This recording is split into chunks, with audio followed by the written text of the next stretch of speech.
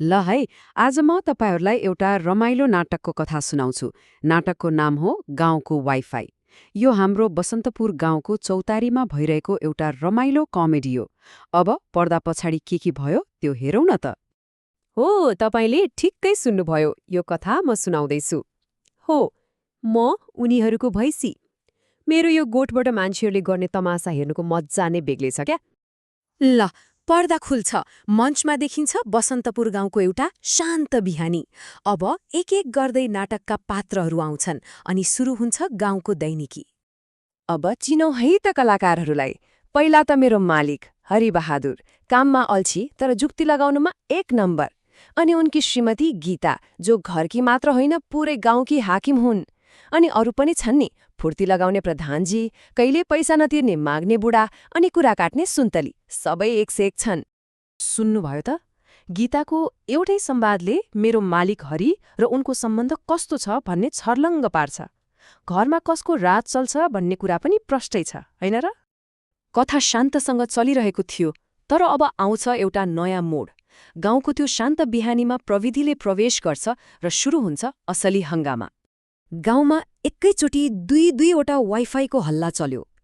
एकातिर सरकारको स्मार्ट गाउँ बनाउने ठूलो तर नदेखिने वाचा, अर्कोतिर राजुले झोलाबाट निकालेको सानो डिब्बा, जसको नेट चल्ने त मेरो यही गोठमा मात्रै हो।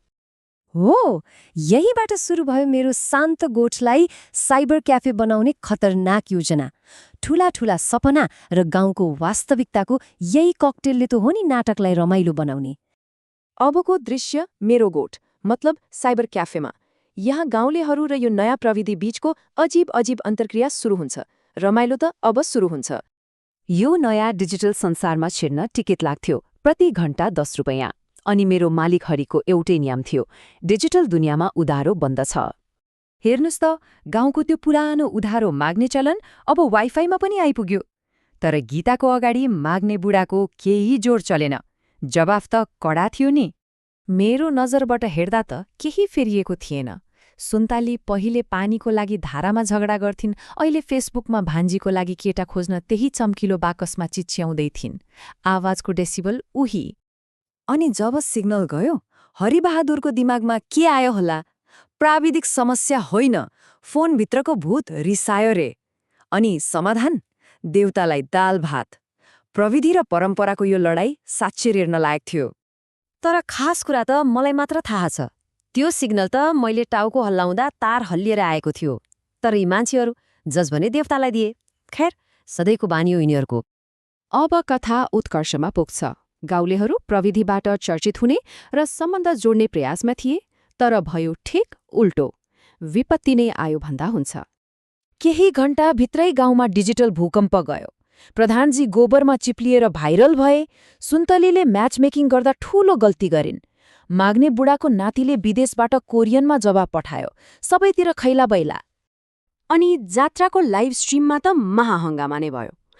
एकपछि अर्को घटनाले पुरै माहौललाई कमेडी र अराजकताको शिखरमा पुर्यायो। भागाभाग, चिच्याहट, के भयो। मान्छेहरू भूत आयो भन्दै भागिरहेका थिए र त्यही बेला चियामा डुबेको फोनबाट शान्त रोबोटिक आवाज आइरहेको थियो। उनीहरूले त्यसैलाई भूतको आवाज ठाने।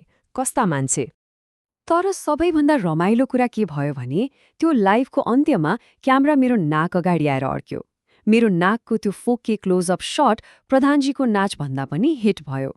असली स्टार त म पो भए। ल, अब नाटकको अन्तिम दृश्य। त्यो हङ्गामा भएको भोलिपल्ट बिहान गाउँ फेरि आफ्नो पुरानो लयमा फर्कन्छ। अर्को बिहान सबै कुरा शान्त थियो। कसैको हातमा फोन थिएन, थियो त केवल चियाको कप र उही पुरानो गफगाफ। सायद प्रविधि नहुँदा नै यिनीहरूलाई शान्ति मिल्छ।